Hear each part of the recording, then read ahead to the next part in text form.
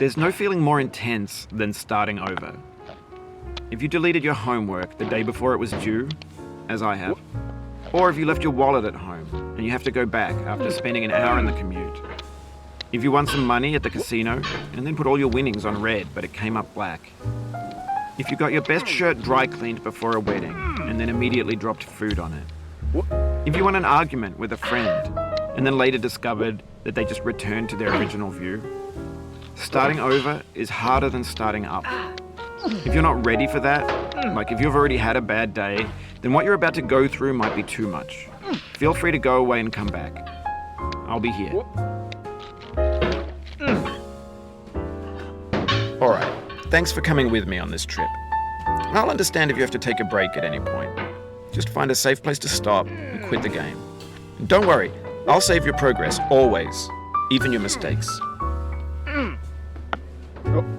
This game is a homage to a free game that came out in 2002, titled Sexy Hiking. The author of that game was Jazzuo, a mysterious Czech designer who was known at the time as the father of B games. And B games are rough assemblages of found objects.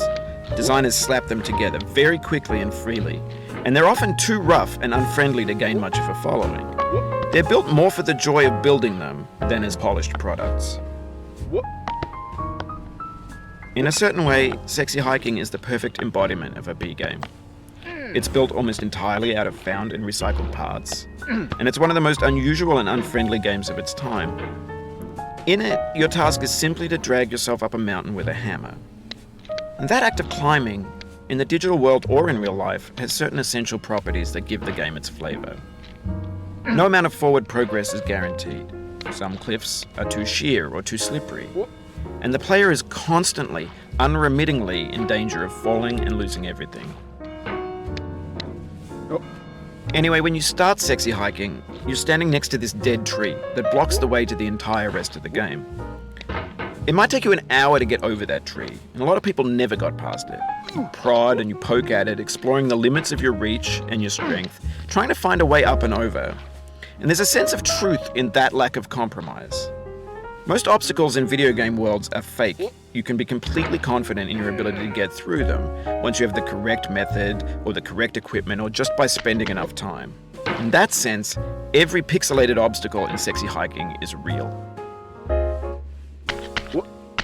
The obstacles in Sexy Hiking are unyielding, and that makes the game uniquely frustrating.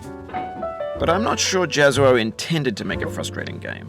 The frustration is just essential to the act of climbing, and it's authentic to the process of building a game about climbing. A funny thing happened to me as I was building this mountain. I'd have an idea for a new obstacle, and I'd build it, test it, and it would usually turn out to be unreasonably hard. But I couldn't bring myself to make it easier. It already felt like my inability to get past the new obstacle was my fault as a player rather than as a builder. Imaginary mountains build themselves from our efforts to climb them, and it's our repeated attempts to reach the summit that turns those mountains into something real. When you're building a video game world, you're building with ideas, and that can be like working with quickset cement. You mold your ideas into a certain shape that can be played with, and in the process of playing with them, they begin to harden and set until they're immutable, like rock. And at that point, you can't change the world. Not without breaking it into pieces and starting fresh with new ideas. For years now, people have been predicting that games would soon be made out of prefabricated objects, bought in a store and assembled into a world. And for the most part, that hasn't happened, because the objects in the stores are trash. I don't mean they look bad or that they're badly made, although a lot of them are. I mean they're trash in the way that food becomes trash as soon as you put it in the sink. Things are made to be consumed and used in a certain context, and once the moment is gone, they transform into garbage. In the context of technology, those moments pass by in seconds. Over time, we've poured more and more refuse into this vast digital landfill that we call the internet. It now vastly outnumbers and outweighs the things that are fresh and untainted and unused. When everything around us is cultural trash, trash becomes the new medium, the lingua franca of the digital age. And you can build culture out of trash, but only trash culture.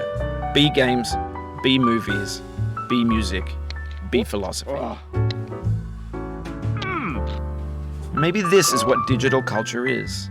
A monstrous mountain of trash, the ash heap of creativity's fountain. A landfill with every